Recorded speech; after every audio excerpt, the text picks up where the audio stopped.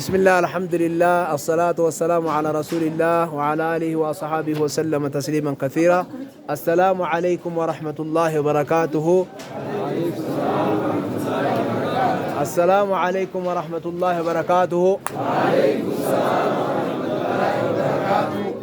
guyyaan irraantanaa akka baatii faranjiitti April guyyaa 22 bara 2025 jechuu akka keenyatti hoomaal akka Itoophiyaa kanatti tole ebla 12 tole taate amma irraantanaa kitaaba afaan salaataa khawaahe salaataa dubbatu afaan oromootiin kaayame kana barattootaaf finnee warri biyya Ameerikaa jirtan ka kitaaba kana nuuf bittan maqaa keessanillee nun dhahinaa waan jettaniif maqaa keessan isin hin dhoynu kitaaba waliigalatti 900 nuu bittanii rabbi isinirraa haa jaalatu. Kitaaba 900 isin nuu bittan kanarraa arraan tana bakka tanatti barattoota walitti qabnee gama boodaasan ijoollee dubaraatu jira akkasitti gaa kitaaba kana hirreefii jirraa. barattoonni kuni hedduu kitaaba kana ni feenaa jedhanii walitti qabamanii kitaaba kana kuno fudhatanii akkamma isin agartan kanatti ol qabanii tatta'anii.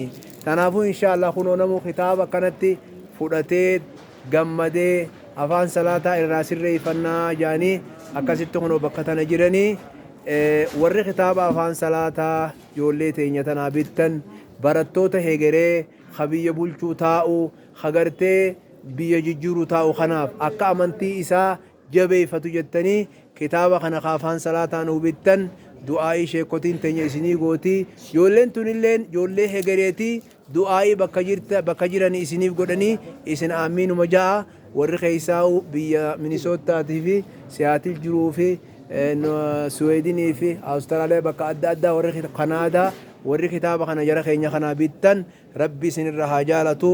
بارك الله فيكم وجزاكم الله خير الجزاء سنين جنة إن شاء الله هنوغا برتوتا خنا كنا ناموسان تاني كتابة خنا لا كنا فرتني ألقبني جرني خنا رتي دعائي جباب دو شيكوتين تينيا إسني هاغوتو شيخ وري كتابة خنا بيتي دعائي كغارت جولي تينيا نقول آجان أكا غارتي اسم بيرا وليلة أبنا وانو مفيتني نوجان du'aa'ii nuu godhaadhaa jedhanii warra kitaaba afaan salaataa afaan oromootiin maxxanfame kana ijoollee teenya bite kana du'aa'ii nuu godhaaf. Bismillahir Alhamdulillah Rabbil Alamin. warra kitaaba bitee ijoollee teenya harka kana ilmaan isaanii hunda doktora rabbi haa godhuuf. Amiin. Ilmaan isaanii doktora addunyaa aalama hadiisa quraanaanis saayinsii doktora rabbi haa godhu. Amiin. Ummata barakaa rabbi haa godhu. Amiin. Riskii takkaan harkatiin harka isaanii keessa akka kitaaba harka isin keessa kaankaatti harka keessa rabbi haa kaayuuf. Amiin. Boorisii gurguddoo rabbi haa kennuuf. Amiin. Aakhira jannatul firdawsi rabbi isaanii haa kennu. Amiin. Isinillee warra bu'aa buufatee itti fayyadamee salaata bareeffatee rabbi salaata yoo rabbi isin haa taasisu. Amiin. Akkas isaan rabbi haa milkeessu. ilmaan isaanii qaceelloo haa rabbi ilmaan isaanii illee qaceelloo rabbi haa kennuuf isaanii fi ilmaan isaanii qaceelloo rabbi haa kennuuf urmii isaanii urmii barakaa rabbi haa godhuuf warra kana yaadee biyya teenya tanaa kitaaba kanneen kana rabbiin gurguddoo rabbi haa kennuuf muraada rabbi haa guutuuf subhaana rabbika. هاي أديرو السلام عليكم ورحمة الله. وعليكم السلام ورحمة الله وبركاته. أتلين حجتا موتماتي أكما صلاة رفتتي براتو تاسي ولك أبا مخانا وجين قدر رافورتي خطابة خانا اللي أرغتاني ميغا خطابة خانا رمال جتاني يعني أتقبدوه.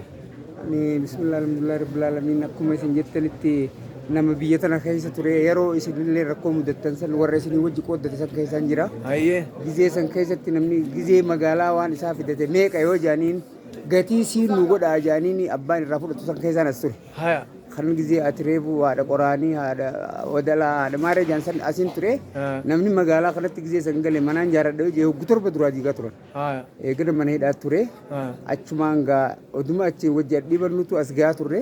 Alhamdulillah har'a guyyaa kana rabbi nu fidee guyyaa kana gaa odoo oofuu kaleessa bar guyyaa haati ilmoo dhalteen mucaa kiyyaan shee kanarraan jiinaa ji'u san keessaan ture jechuudha.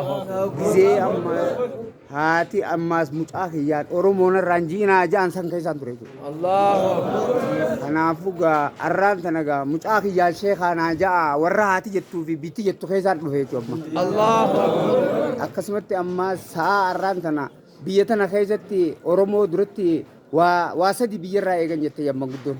Sadeen jennaan Oromoo biyyarraa eeganii immoo booda biyyaan eeganii jette yan. Allahu akbar. Dubra dardara irraa eeganii booda ugguu guyyaan ga'ee dardara sadiif eeganii yan. Allahu akbar. Harree guyyaa isin jirtuudha waraabessa irraa eeganii ugguu isin duute waraabessa sadiif eeganii yan. Allahu akbar. Akkasitti duuba alhamdulillah arra guyyaan sun dabreeti guyyaa arraan tana Oromoon eegan san rabbii dhuufite jechuudha. Allahu akbar. Akkasumatti bara alhamdulillah badhaadhinaa kana dura Islaama Itoophiyaa keessaa nuun jechaa turan malee Islaama Itoophiyaa takkaa nuun hin jenne jechuudha. Allahu akbar.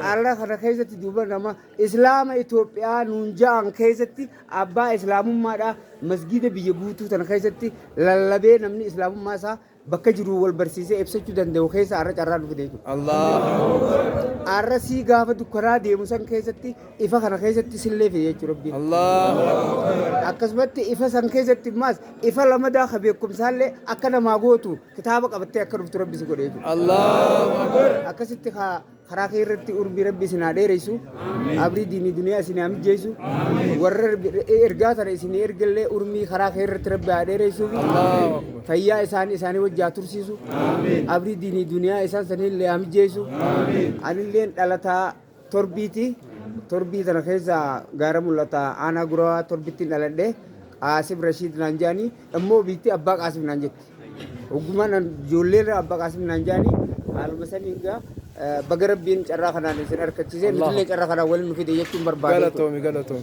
Alhamdulillah.